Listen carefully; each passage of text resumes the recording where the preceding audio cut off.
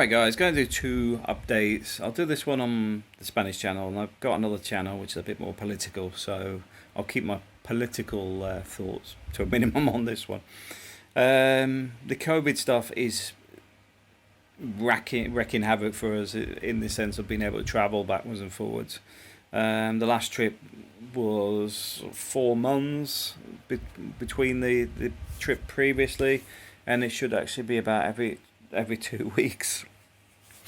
My personal thoughts is I think this is way over the top from the government. But I says I'll just cut it at that. For me, it's a major inconvenience.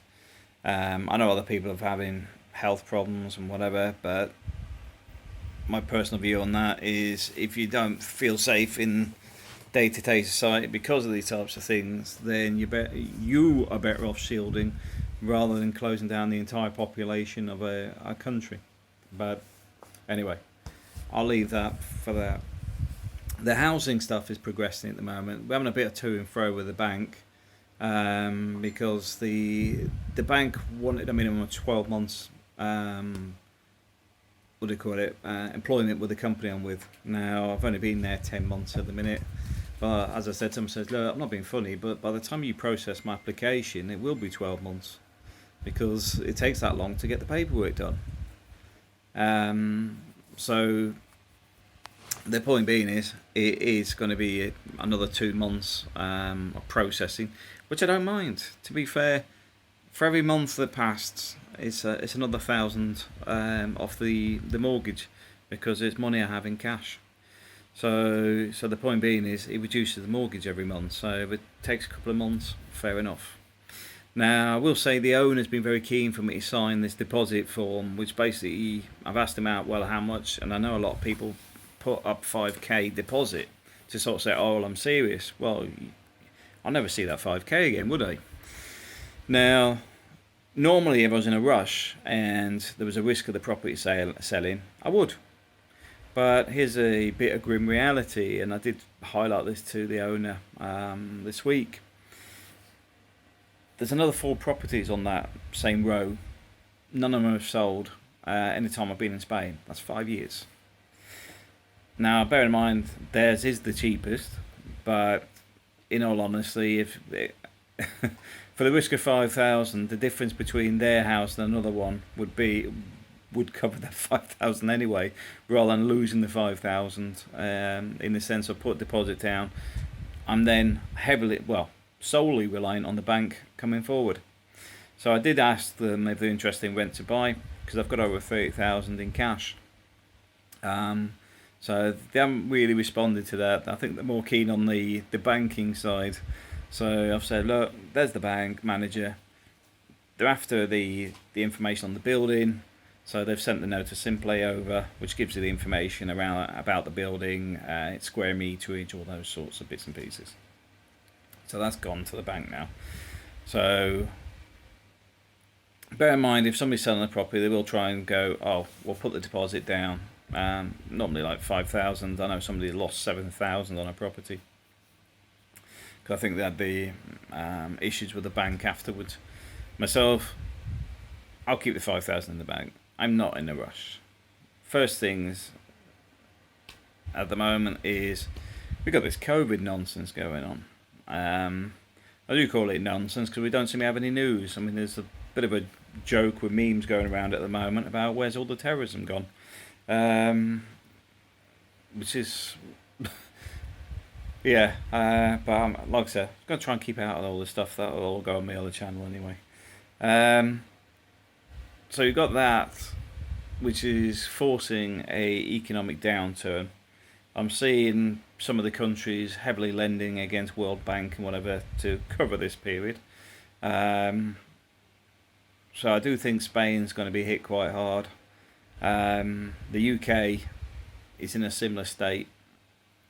Its retail market's going to struggle to recover after this because I know my own experience. Business rates on the UK high street are horrendous.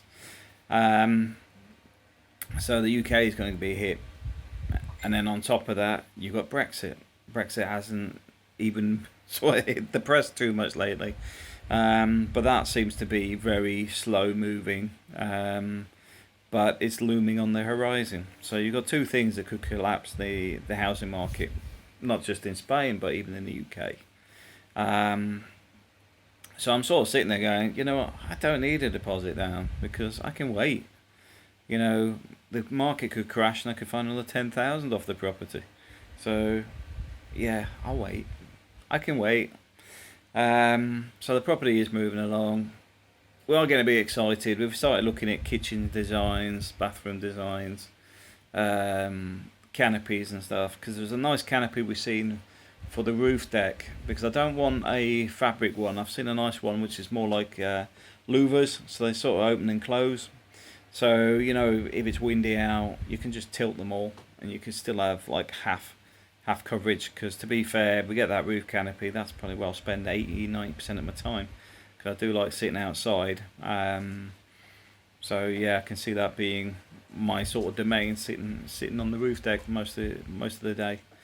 Um, so that's going ahead. My transport to and from Spain is in complete turmoil at the moment because of the 14-day quarantine nonsense. I do call it nonsense because if you suspect you've got COVID, they're telling you quarantine between 7 and 10 days. If you've just been on a plane, they expect quarantine for 14 days. Okay. I'm just going, okay, whatever. So I'm just coming out the end of this quarantine on Sunday, tomorrow. And to be honest, I've had loads of work to do, so it's kept me busy. So I've had a lot of filing and processing the documents, so I haven't really noticed too much.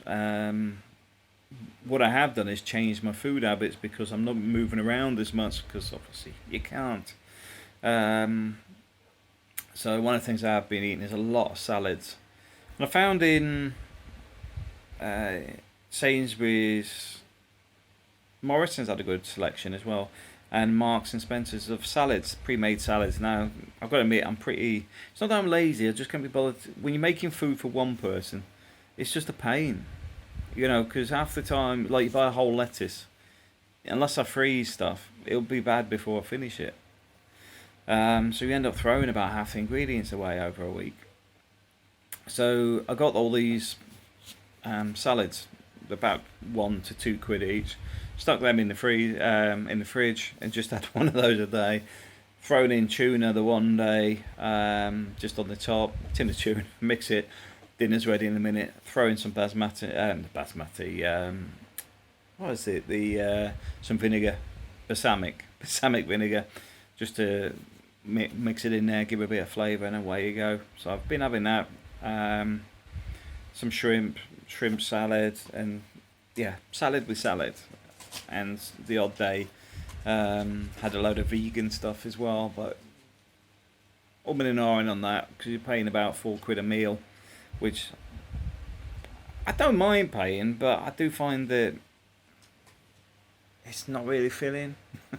Where I've had the salads, I'll be alright on the salads, bizarrely. But anyway, yeah, so I'm eating a lot healthier at the minute. I've got my exercise bands as well.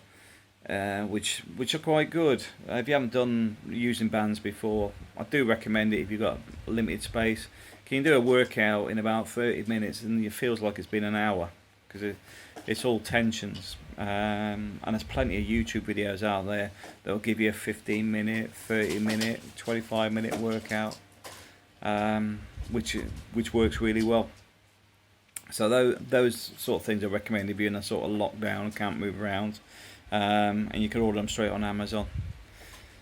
Beyond that, I've been stuck here. I want to get back to Spain end of August, but I'm worried about the 14-day quarantine afterwards interfering with work. So I am sort of biting my lip at the minute because I need to make a decision by next Friday because I need to book my next flight.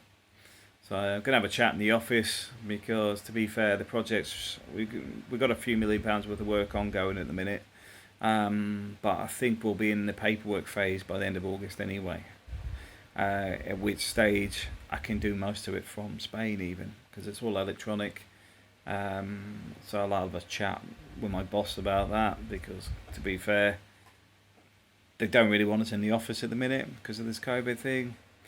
So, mate, I am tempted to sort of say, look, I'm stuck here. Unless there's an emergency, I could be doing this from Spain.